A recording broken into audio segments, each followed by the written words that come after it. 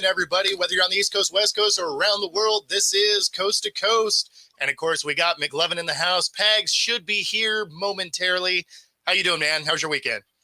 My weekend is amazing, Bo. Just like your Mariners, man, we have been on a holy tear, man. We just swept Boston. I think you guys just took out, was it Chi-Town I think y'all were playing, or was it Detroit? No. Actually, we struggled against Detroit, but we just took out the Mets, which The Mets, that's that's a good right. team. That's right. The Mets are a good team. So, yeah, neither one of us seem to want to stake a claim on this division, man.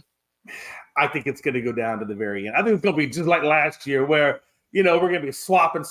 Unless something crazy happens, I think we're going to be swapping. But I will tell you this, that one pitcher, Kikuchi, I still love saying that name, Kikuchi that the Astros picked up, that guy's just, ever since he's come over here, he's just been lighting up. So thankfully, he'll help out our starting rotation because, Bo, the Astros starting rotation is half of them are in the IR.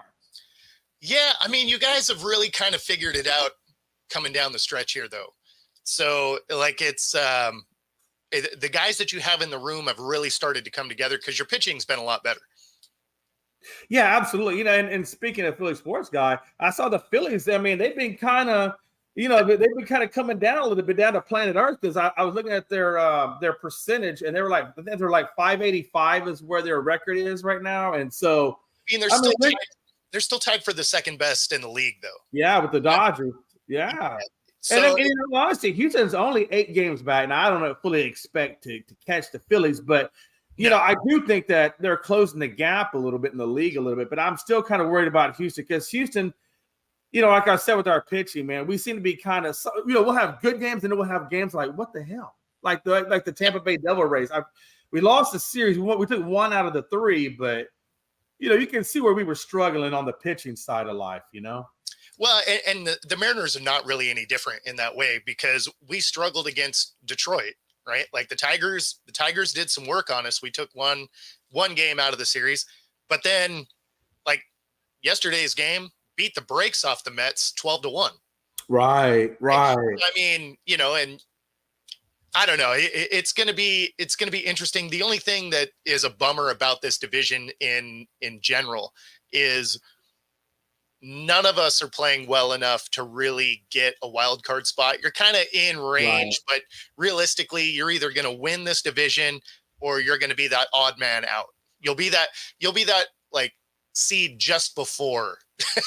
No, you're right. I mean, and I thought it was interesting because you guys actually blew out the Mets yesterday, and we blew out Boston yesterday. I was like, because I saw what you guys put up. I mean, that was it like 11 to like nothing or 11 to 2 or some low number? No, like that? It was 12-1. So I mean, 12-1, right? It was a beat down.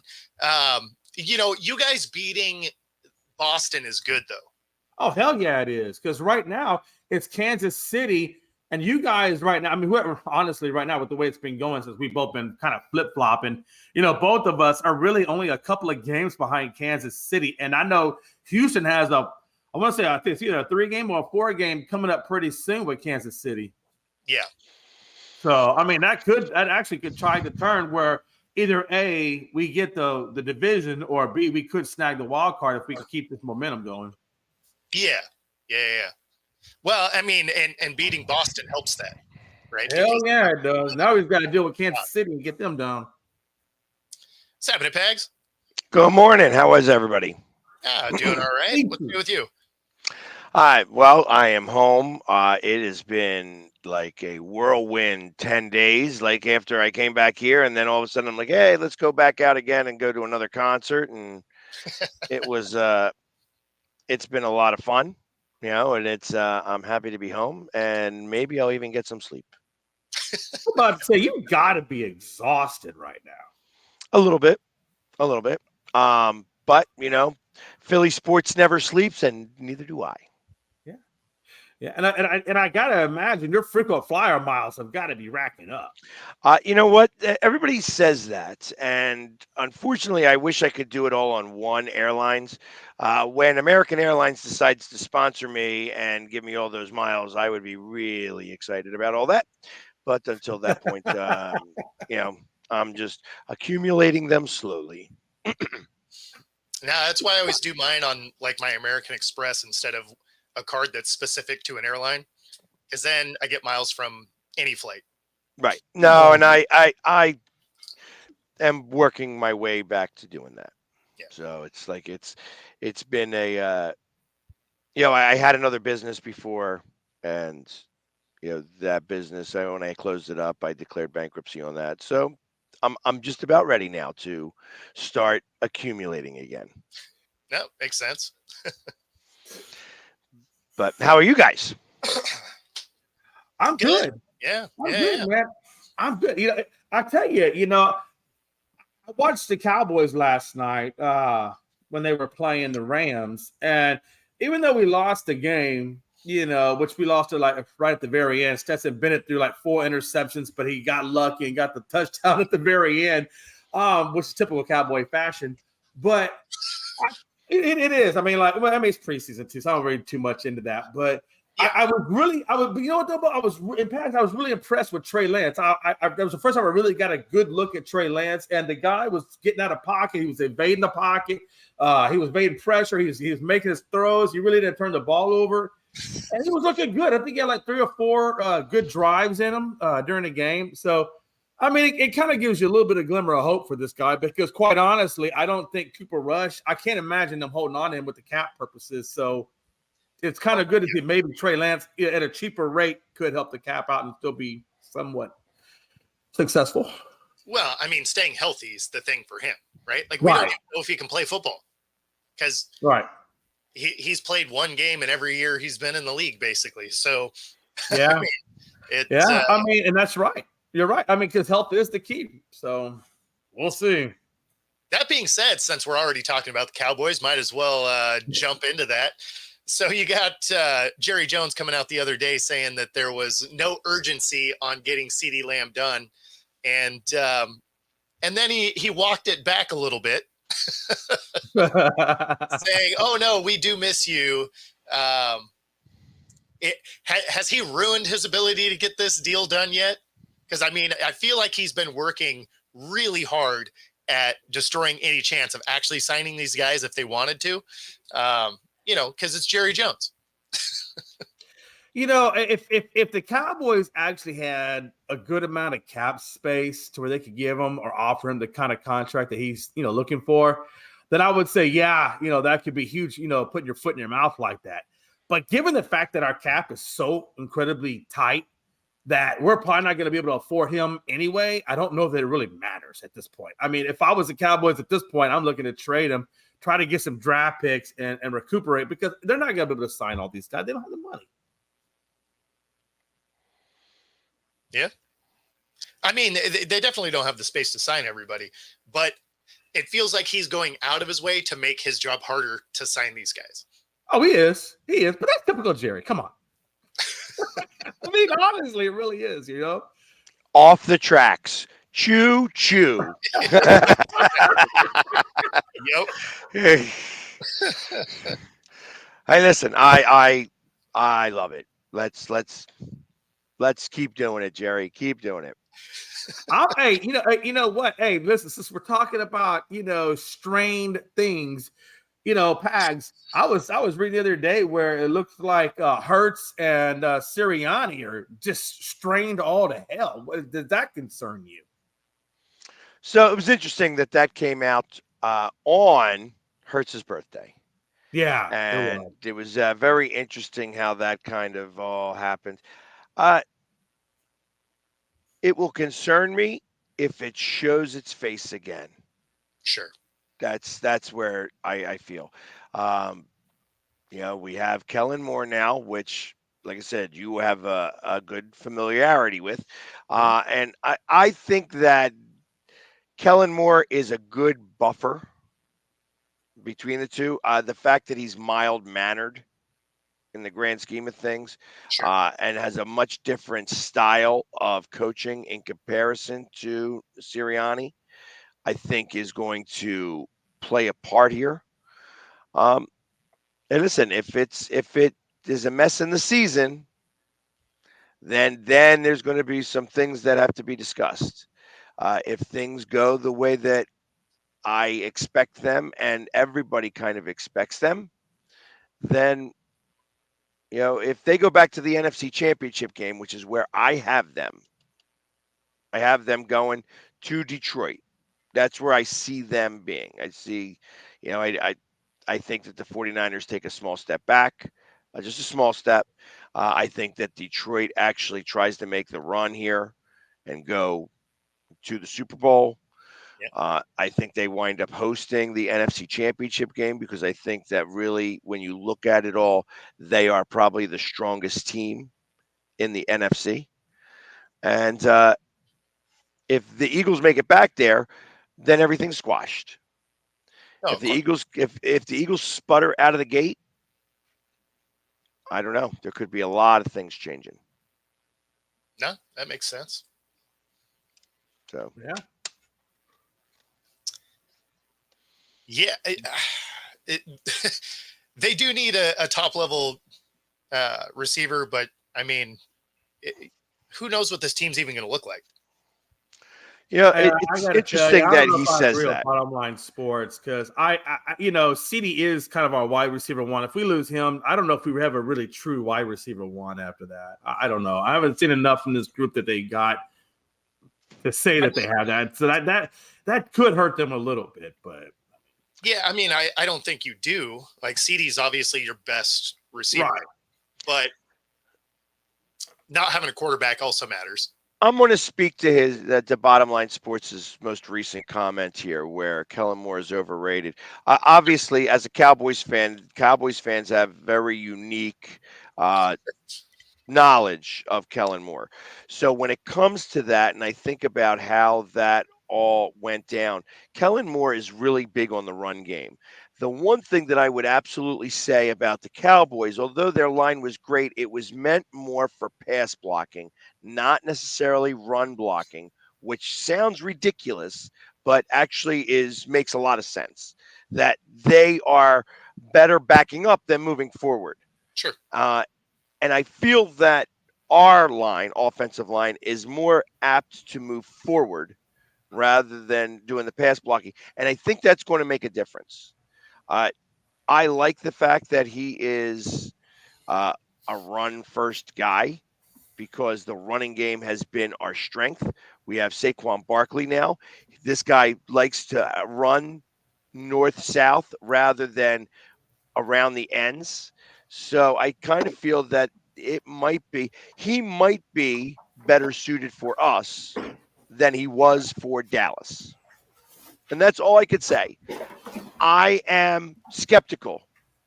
The same way, as critical as we were of him when he was in Dallas, I'm already skeptical in Philly. The problem with Kellen Moore was he's too damn predictable, and everybody could pick up what he was doing. And that really was the biggest knock on him. That and the fact that he didn't use a lot of motion, and I don't know. I mean, like I said, I'm not a big Kellen Moore fan. Hopefully, Pags will do better for you guys. I just wonder, one of the biggest things that Jalen was saying was, or one of the biggest things about that riff was, I think he was wanting to call the game a certain kind of way, and I think Sirianni was wanting to go a certain kind of way, and that seemed to put a rift between the two. And I wonder if that same kind of rift could develop between him and Kellen Moore, if Kellen Moore wants to do something, and maybe Jalen's saying like, nah, that's not cool. Well, any quarterback has the ability to do that to their offensive coordinator. If they're not on the same page, it's going to create a mess. And that's a real statement. So, yes, there's always going to be concern that your quarterback is going to go rogue. That's what that becomes. And if your quarterback decides to go rogue, the last time a quarterback decided to go rogue, we went 4-12, maybe 4-13. I don't know. It might have been the first 17 game schedule. No, but I think it was 4-12 actually, and that was Carson Wentz. Yeah. So I'm not. The one thing that I've learned about with all of this stuff that's going on, hey, Jalen Hurts, you've only been in the league 4 or 5 years. Nick Sirianni has been in the league a lot longer than you. Yep. You have not had an offensive coordinator for 2 years in a row. That's another situation that starts to weigh on you. When you are able to be the offensive coordinator, when you have reached, we'll say, Peyton Manning status, at that point, you could start calling your own game. Until Yeah, that point, they also you got to trust you wait. at that point. Right. You got to wait. You gotta hold your horses here a little bit. You know what I mean? We'll You do got to trust. we'll do Frankie's out of order here just because we're already talking about the Eagles. And I'm looking forward to this. I think it'll be hilarious.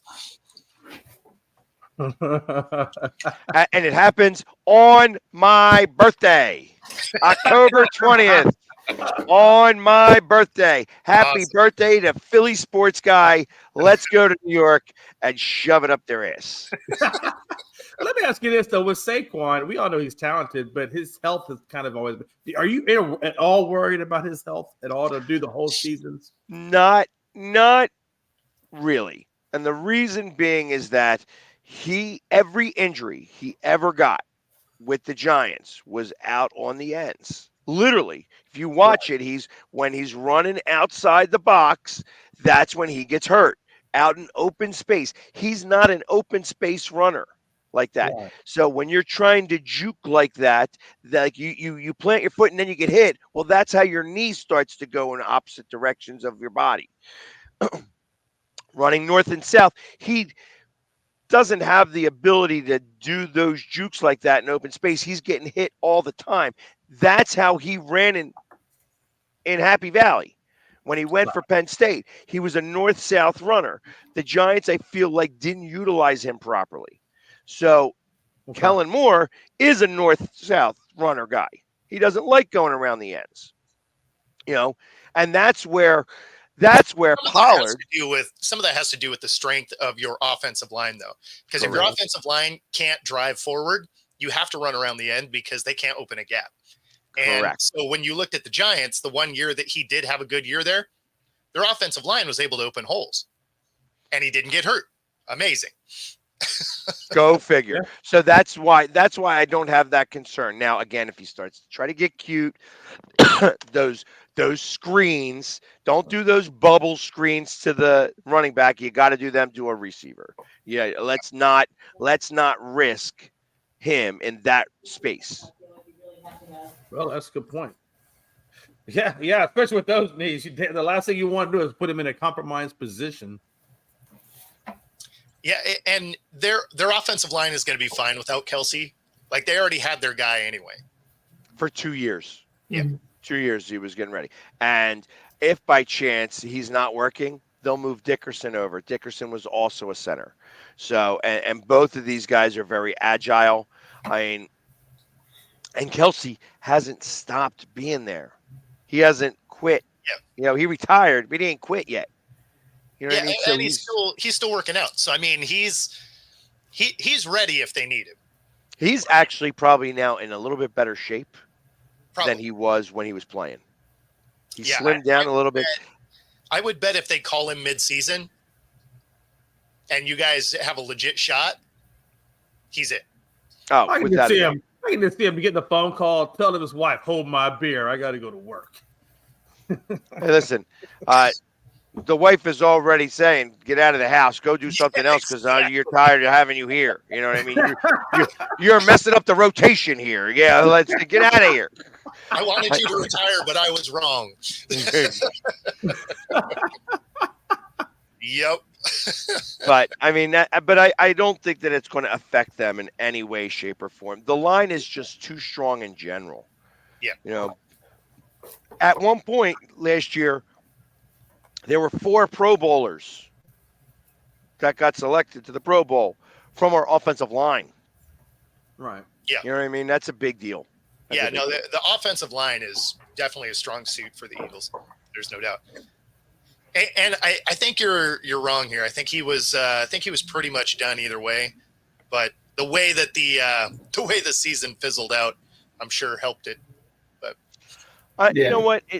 He would say that it was so hard to, the first thing he did when he retired is he lost 25 pounds. That's 25 pounds less on his knees and his back. For sure. That's the big deal. At 260, he can't play offensive line. Yeah. He was playing at 285, 290. Yep. You know what I mean? Because he needed the weight to be able to do all the stuff he needed to do. Yeah. Otherwise, you're gonna get pushed around. He had that belly. You know, he don't have that belly anymore. You know what I mean? To get back into game shape, he'd have to put on some weight again. Yeah. Which isn't that hard for him. It's just a matter of bulking up and, using the whey and those powdered things to put on that extra mass and the extra weight. And it would take a few weeks to make that all occur.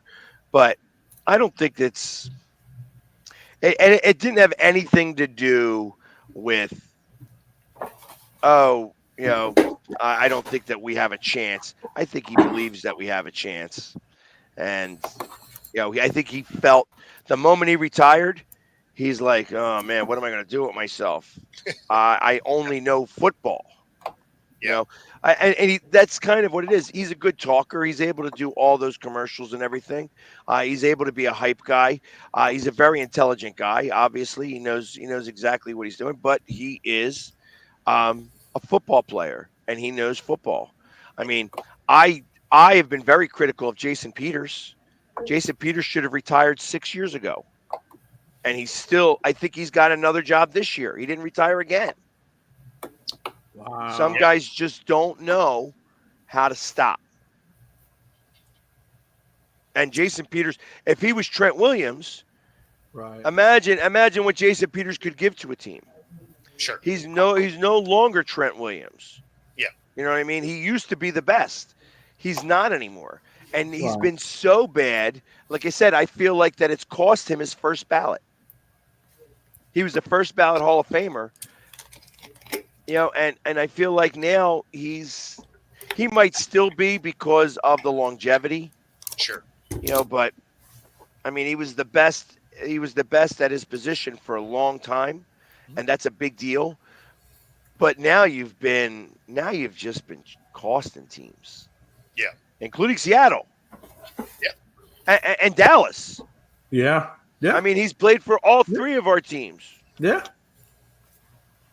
And Stat Guy actually showed up. He's just not participating this morning. How you doing, man? Well, doing well.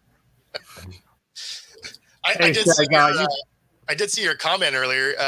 Yeah, JJ looked all right. He looked all right this weekend. I'm about to say, you got to be happy about McCarthy, Stat Guy. Not so much. He did most of that against the third string defense. When he faced the Raiders' first string defense, he looked like crap. Well, that's why I said he was all right. It wasn't good. It wasn't terrible. It just it was all right.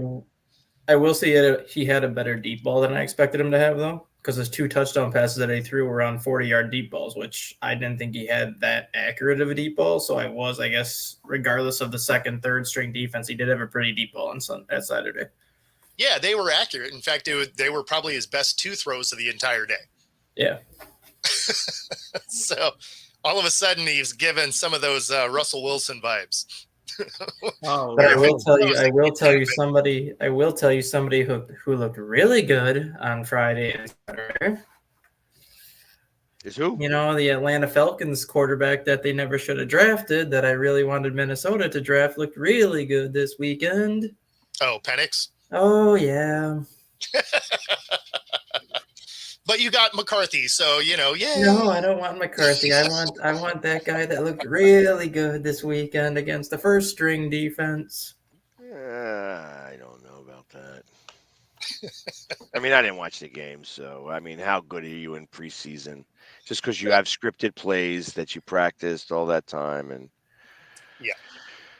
I mean, you can't read too much into preseason ever, right? Right.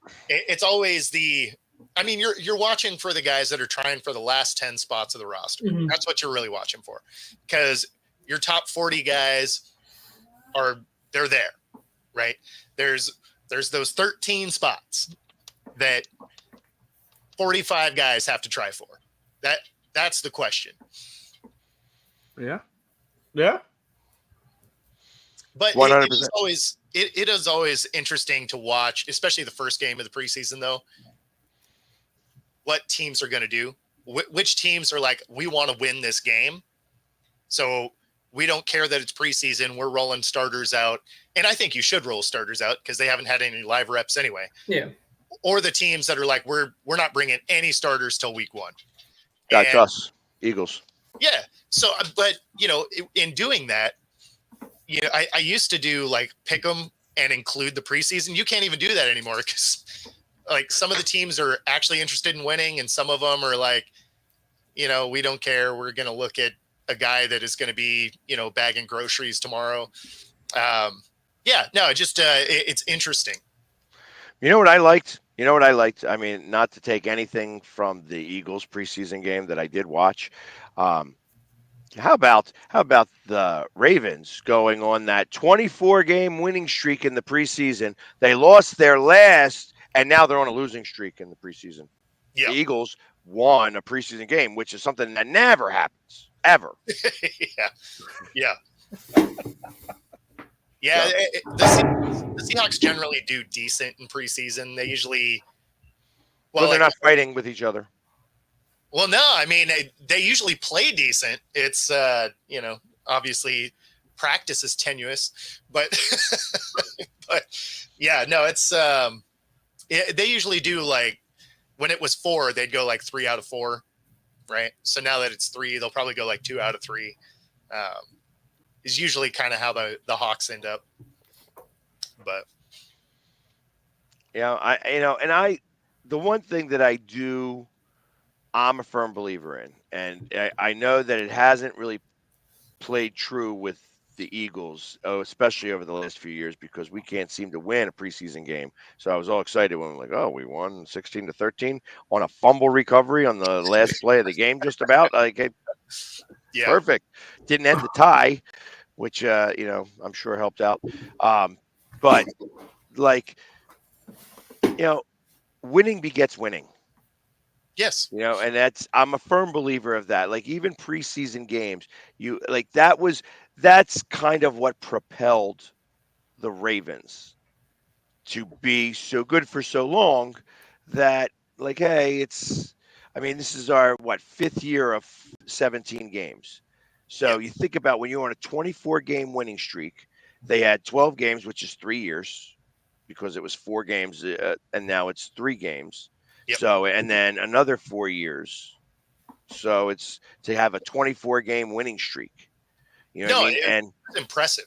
7 years that they have been very competitive as long as their quarterback has stayed healthy. Yeah. So, it's I'm a firm believer of when you step on the field, you want to win that game. I don't care if it's preseason or what. It doesn't matter. If you're lacing them up, you want to win. Yeah. You play to win the game. That's right. Well, yeah, because that's where you establish the culture of it. So if you establish a winning culture at the beginning, then you're going to carry forward. But like you said, if you're establishing a losing culture, well, then it's hard to turn that switch back over the other way sometimes. I mean, it doesn't always work that way, though, because if you remember that 0-16 season, they went 4-0 in the preseason. So right. They got all their winning out of the way. Right. But I think really, like you said, where it comes into play is when your starter gets hurt, you got to know who's going to fill that backup spot, which, like you said, is where you're the 13th spot. You really have to look carefully at. So I get that. Agreed. Yeah. How many preseason? Hey, I know they switched it up. But I don't remember how many preseason games is in it this year. Is it just 3 or 4 or? Well, 3 unless you play. The Bears and the Texans get 4. Everybody else gets 3. Yeah, because of the Hall of Fame game. So whoever plays in the Hall of Fame game gets an extra one. Okay. So, but that may change. Because no, it's still going to be the Hall of Fame game. Oh no! I mean, it'll change when they go to the 18-game schedule. Because now that the NFLPA is in on it, that seems like an inevitable thing. Actually, what'll happen, from what I understand, that there will be 2 Hall of Fame games. Mm-hmm. Really? That they were going to move it to 2 Hall of Fame games. So that there would be 4 teams that will wind up at that point playing 3 preseason games. Yeah. And because then they would have, I think it was going to be like the Thursday night and the Friday night. Oh, okay. At the Hall of Fame. And that's only a rumor. It may not be real. You know what I mean? Who knows? Yeah. No, that makes sense. I would have to imagine we're going to see a lot more joint practices when this goes down to 2 preseason games. Because otherwise, those first 2 games of the regular season are going to be hot trash. Because if you have to evaluate talent in 2 games, no starters are getting any real work. The truth of the matter is that it's going to be, well, first off, that's the other thing that they're discussing is that they're moving the roster to 55 plus 1, 55 plus 1. So that means you're going to have that plus 1 being the 3rd string quarterback that won't take up a roster spot. So it would really be 56, but that plus 1, he can only come in as the 3rd string quarterback. He would get the dress, but he's not considered on the roster unless 2 quarterbacks get hurt. Stuff like that. Like you're not able to use that for any other position, like whatever would happen. And then, of course, there was the talks of 2 separate bye weeks. And I mean, the season gets longer doing it. Right. Well, I like the combined bye week on the 14th week of the season. Yep. Yeah, where you have the last 4 games of the season after that. Right. Be like, so it would really be week 15 that everybody gets off, and then 4 more games after that. So that final push, which if they work it out the way that they want to, would all be 100% divisional games. Yeah. So the divisional push. It'll be interesting to see how they really make it up. I mean, again, everything is talking out our asses right now until it's actually on paper and signed. Mm-hmm. Yeah, I mean, the only thing we know for sure is that there's conversations being had. Like, Right. We haven't seen any kind of outlines or anything like that. So purely speculation. But this first half hour brought to you by True Fusion Gym. They have 3 locations, one in Ballard, Bellevue, and University Village. If you use the QR code on the screen, you can end up with a free 5-day pass at any of the locations. Pilates, boot camp, yoga, hot yoga. Find your edge, True Fusion Gym. All right. How's Brazil? She's having fun. She's sent a bunch of pics. So the birthday party was actually yesterday, so that's pretty cool. Pretty extravagant birthday party. So they took over this whole place. It was all decorated for her. They had a live samba band, and I guess it was pretty amazing. Nobody got robbed yet? No one got robbed. One of them saw someone get shot though, so that's fun. Always interesting. Yeah, it sounded like a couple of people came up to rob somebody on a motorcycle. Like they rode up on a motorcycle to rob this person, and then he beat them up a little bit and shot one of them.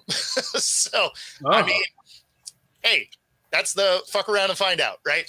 Exactly. Is that? I guess you get that kind of experience on the platinum experience, right? I mean, you're a tourist. With the platinum experience, you get to see one gunshot and a few fights. Yeah, well, I mean, it is a very dangerous city. So, I mean, what do you do?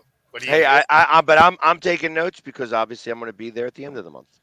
Yeah, no, exactly. And so she's gonna have some places for you to check out for sure. Yeah, I'm going to be in a resort, so I don't really expect to be able to go far. Like what I wanted to do, the only thing I was really big on doing is obviously, I mean, I've been to Brazil, so I have seen Christ the Redeemer. But if you've ever seen the cartoon Rio, you have the guys that are doing the parasailing. Oh, sure. Around there and stuff like that. I would love to do that. I would suck at it, and I'd probably just nosedive right down and die. But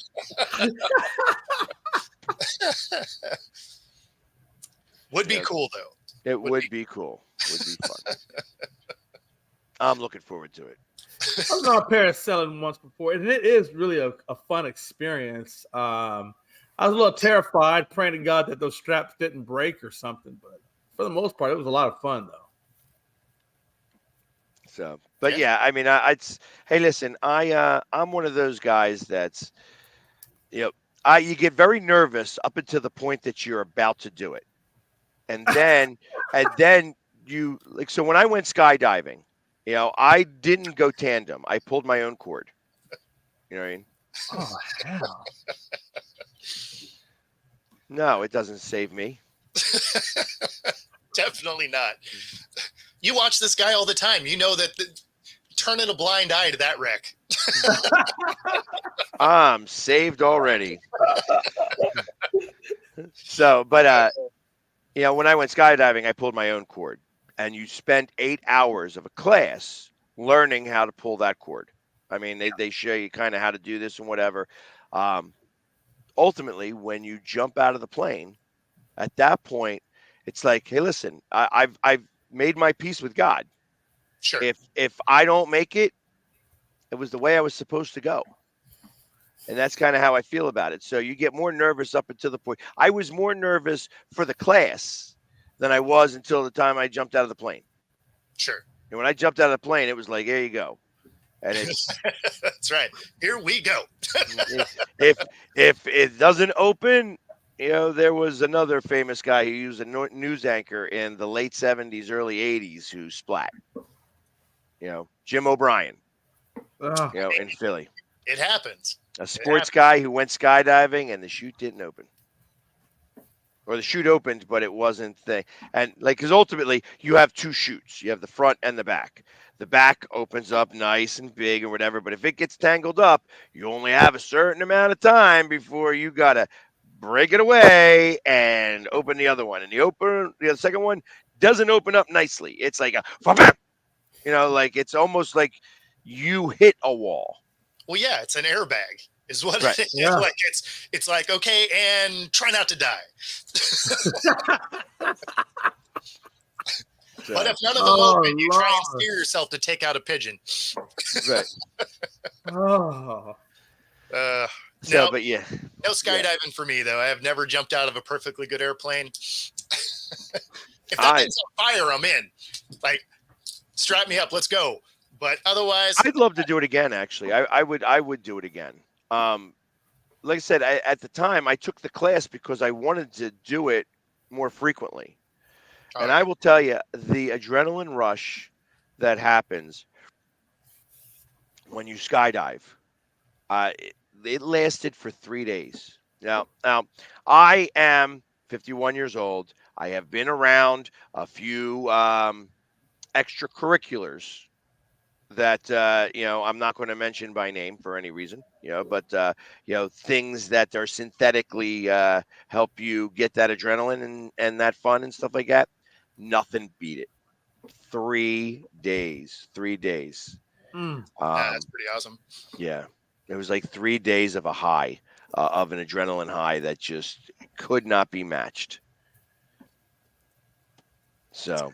Yeah, I've never skydived, but I have rappelled out of a helicopter, and it was okay. The rappelling part kind of sucks because if you're not careful, that wind gets you, it slams you upside the helicopter if you're not careful. But yeah, I kind of imagine the adrenaline rush of skydiving. That is on my bucket list. I'm just scared that I'll probably get a shitty parachute and be the one that goes splat. But it's okay. It's all good. I mean, on the plus side, you'll only be scared for about 15 seconds. I just wonder, God forbid, man, when you do go splat, do you even feel the splat? Or I doubt it. I doubt it. I'm sure that is instantaneous. Well, depends on where you land. Well, that's true. If you get impaled by a tree, you may actually live for a little while. No, I mean, there was that one. I've heard this story where the girl landed was like marshy mud. Oh, sure. And she broke a lot of bones, but lived. Yeah. Oh, damn. Well, it's like there's a guy that supposedly he hit the ground and bounced a couple of times because it was harder and somehow lived through it. So I mean, anything's possible, right? It's the people that live through getting hit with lightning and stuff too. I don't want to try it out. I mean, could you imagine? I mean, could you imagine if you lived after that, the traumatical stress of all that? I mean, I mean, you're probably not getting out of an airplane again. In fact, you may not.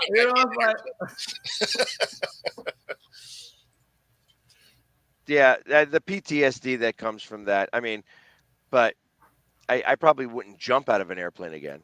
I would definitely fly in an airplane. Yeah, I don't think I'd jump again.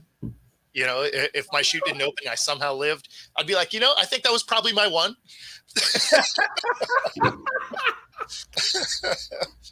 I got 8 other lives to do with whatever I shall please. Right. Just not jumping out of an airplane. So, but yeah, it really was, and that was one of the most amazing times of my life. Like, and I tell you, it was during a time where I didn't have a lot of money, and it was like the $400 to go do that was either a vacation or, it wound up being 45-second free fall. Yeah. But during that 45 seconds where I jumped from, you could look one way and see Philadelphia and look another way and see Atlantic City. Oh, that's crazy. That'd be cool. That'd be cool. Yeah, because they tell you. You have like the GoPro at all? No, it was before GoPro times. This was like 90s. Oh. Like I was like 22, 23. So, I mean, I'm a little different now than back then. I was out of the service and my buddy wanted to go skydiving and, it was like, okay, this is what we're doing for his birthday. And we all took the class and we all jumped out of the plane. And then they said, if you threw away your ripcord, then you had to buy a case of beer and party with us. So we all threw away our ripcords and partied with them. I mean, of course. Why not? Why wouldn't you? Yeah. Besides, all you were going to do is throw it away later anyway. It was going to live in a box for about 10 years, and then you're going to be like, Oh, no, the ripcord, they took it back. So they took it back. Oh, I guess. That was the reason why they're like, hey, it's the ripcords cost $12, so you're buying a case of beer, cans. You know what I mean? It was, at that point, Miller High Life or Miller Lite was only $9.99 a case. Yep. So, I mean, that's how far away we're talking about now. Like, it's not. I wish like, we could go back to those days. Tell me about it. Yep, I remember those 18 packs of MGD for $10.99. Exactly. Yep. But so yeah, but it was one of those times. I would actually recommend it if you had the opportunity to go tandem, and skydive. You don't have to take the class anymore. I don't think that it's important to do that.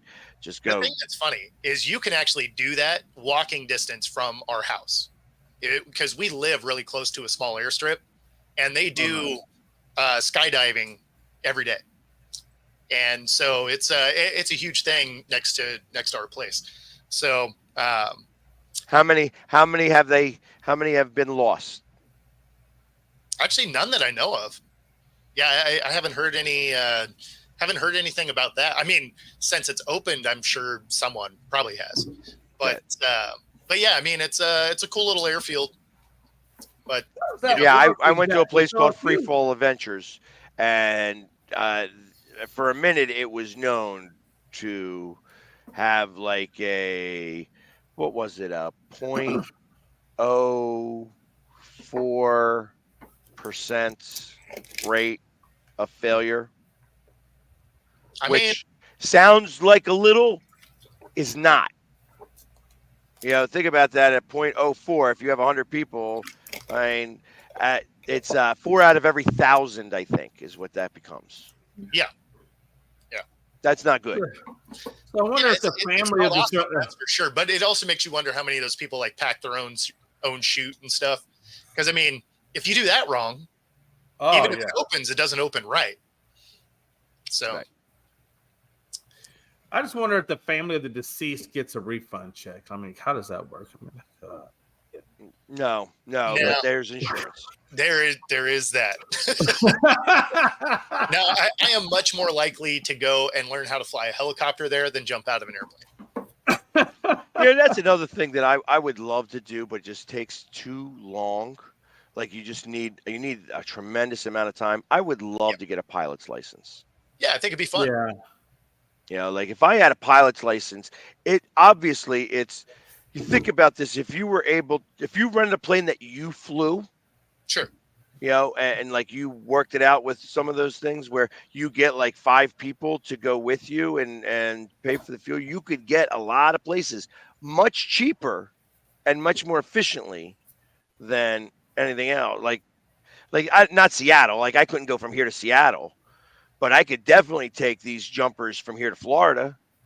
Sure. Yeah, a couple hour flight. Yeah. So I can see that. Well, you could go to Seattle if you do the FBOs. If you had the FBOs where you could pull in, get your refuel, and keep on going. I mean, you can do that, but it is a little bit more expensive. right, because every stop, you have to pay for every landing. Oh yeah. So every Absolutely. land, then you got to pay for the fuel, and then you got to take off again. It's pay for the fuel, pay. Yeah. You know, so it's not as simple as that. It becomes a lot more expensive. I mean, it depends on the level of your pilot's license too, because I mean, there are the little jets that you can rent. Right. Yeah. You know, like the little prop planes and stuff like that. And Yeah, well, like prop planes and stuff. Yeah, you're probably not flying out to the well, West then you Coast. think of like Roy Halladay, who was able to fly the car. He had the flying car. Yeah. And he was doing all those tricks with the car. And then, of course, the one trick he didn't pull up fast enough, and that was how he passed. But that was also the designer of that car. That's also how he passed. Well, there you go. See a trend there. Oh man. No, I think getting a pilot's license would be fun though.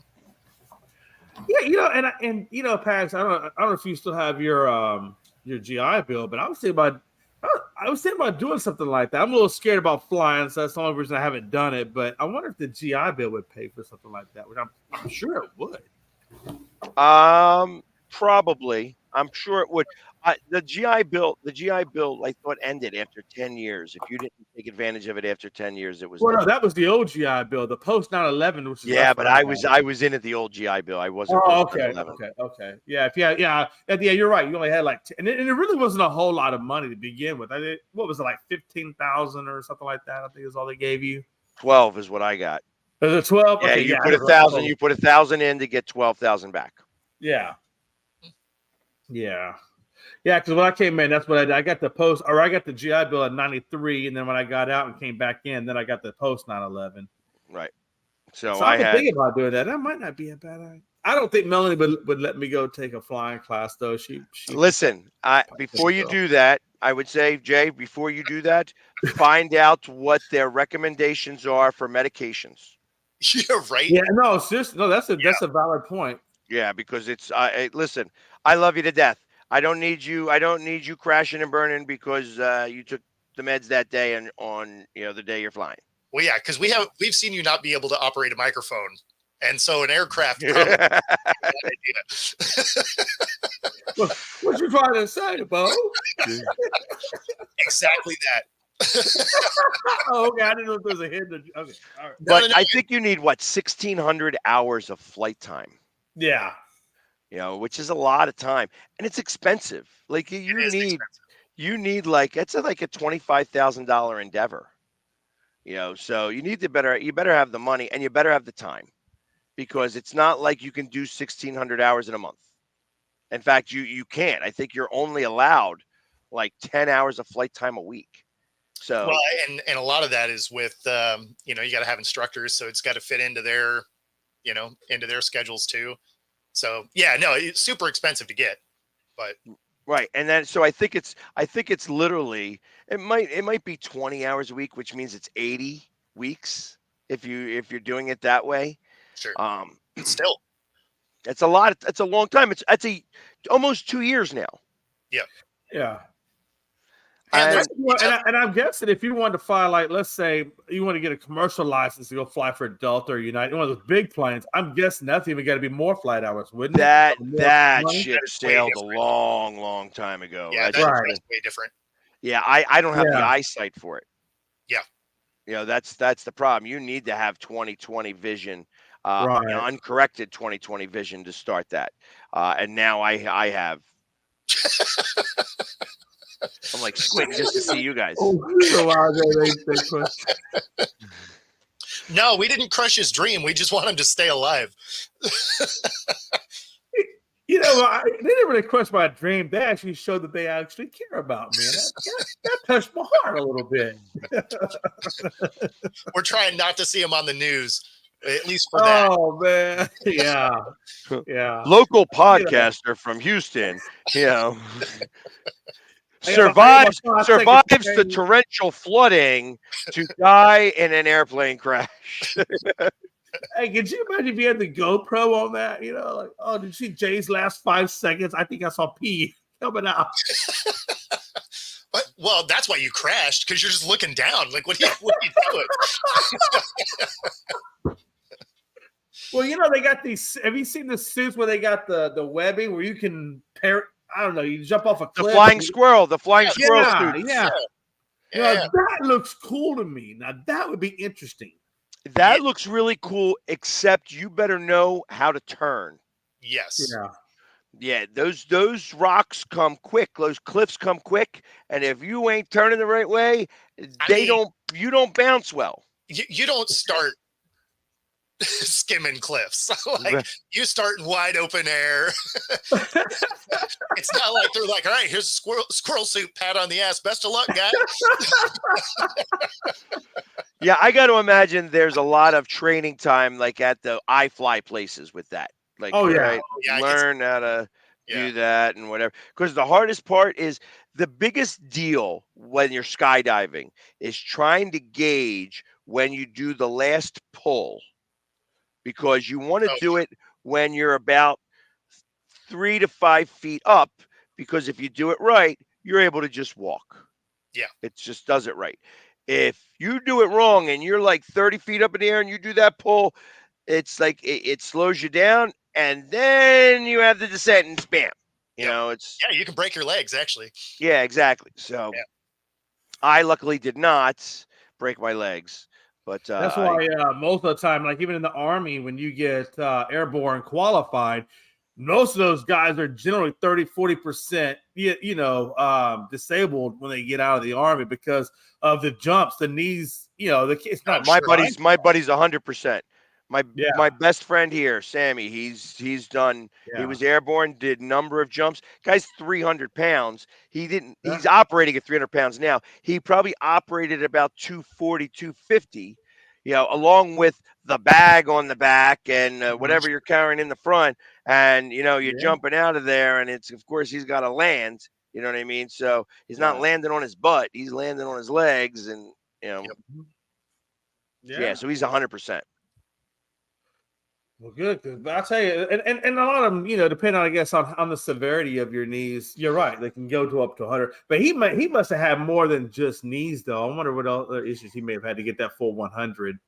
Because that VA math is crazy. It's 90%, and 100% is a world of difference. Oh yeah. Trust me, I know it. But that VA math is just Yeah. I mean, he served 24 years. Oh wow. They went and did the thing, and they're like, yeah, you're 100%. It's yeah. Between the tinnitus, the knees, the back, and all this other stuff, it's you know, just I mean, I got to imagine it's when you serve that long, it should be like almost automatic. Yeah. The only thing I didn't like about the way they did the airborne was, you know, you get paid so much money, you know, extra, like the stipends, whatever, when you're jumping, right? But to meet that stipend, you got to jump so many times per month, whatever. To me, it just doesn't seem worth the money, you know, when you consider what you're doing to your knees. You know, well, but then you get new ones, you know, so that's fine. Yeah, that's true. But you got to wait till you're 65 because I mean, those knee transplants, because you know you're getting VA, right? And so when the VA gives you a knee transplant, you're not getting those beautiful ceramic coated civilian transplants. You're getting that cobalt, you know, antiquated 1960s. No. They do the scan. You can still read Lego on the top. Like, it's fine. I tell you, before I do that, after watching you go through that, Jay, if I ever needed knee replacements or hip replacements, before I do that, I'm spending the $20,000 and I'm going down to Costa Rica and I'm getting the 3-day blood transfusion with heavy enriched platelets of the stem cells. Oh no, of course. Yeah. That's what I'm doing. I'm after 3 days. I mean, everybody I talk to that does that. Yeah. You know, and I just had this conversation again just recently. A 50-year-old guy feels like he's 20 again. Oh Yeah. wow, It that's repairs it crazy. all. So it's like the problem is that you need to have that money. You need to have it in cash. There is no checks. There ain't no credit card. You got to have it in cash, and you got to have the time because you spend a week down there for it. They prep you for a day or two. Then you spend 3 days on the IV type thing. And after the 3 days, and it's it works. It works from what I'm told. So No, it definitely works. I know people that have done it. But yeah, I mean, the big thing is you got to have the money for it. right. And So I'm pretty sure definitely Florida Buffalo Wild too. Wings, if you want to make me feel better, you give me 25 grand, I can go down and do this and I'll talk good about you guys again. I may not eat there. You're like, you know what? You had enough cartilage in those wings. Just shove some in there. You're fine. Yeah, if you want cartilage rebuilt, as funny as this sounds, you got to eat gummy bears. Yeah. That makes Gummies. sense. Yeah. Gummies. Yeah. Because And that works gummies out. is I love gummy bears. So yeah, gummies, gummy, worms and all that stuff. All the gummy stuff is made from pig cartilage and sugar. Yep. Just so that Tasty anybody knows. cartilage. I myself like the Sour Patch Kids. Yeah, me too. Oh, I do. I do love this. I like I that sour always sugar. have a bag of those. Yeah. One of the things that I happened to see, you know what, and I didn't get to talk about this much at all, but I did go to the NFL Network. Yeah. And I have some pictures. I actually have a great picture. One of the murals that they have on the wall in the NFL Network, and I took a picture of it, is Beast Mode, and and around him, they got a swirl of Skittles. Oh, Oh, that's that's awesome. So you should send those to me, and I'll make it so we can put them up on the show tomorrow. Okay, yeah, because I am going to put together the full comprehensive video of everything that I did for. And it's probably going to be like a 20-minute video. Cool. But it's like it may be a part 1 and part 2 because there was so much stuff. But every picture, every video, it's going to be in succession. I'm just going to do the whole trip. Nice. But that was one of the coolest things. Me being on the outdoor thing with the NFL's logo, and I'm like, the I'm field. just sitting there going like this, and it's just the tour was amazing. And thank you to Bree for allowing me to take that tour, which was her birthday. It was awesome. Nice. And that was the day I got stuck in LA. Like I couldn't leave. Yeah. So that day I did more on that day than I did every other day I was in LA. Yeah. Walk of Fame, found a dive bar. That was an amazing dive bar. It was a lot of fun being in LA. That last day. Yeah. And of course, we spanked the Dodgers. Hey. Side bonus. And that brings us to the top of the hour. If you are watching here on YouTube, be sure to like and subscribe. And of course, if you're watching on Roku TV, stay tuned for the next hour. Other than that, we will see you guys tomorrow. Ciao.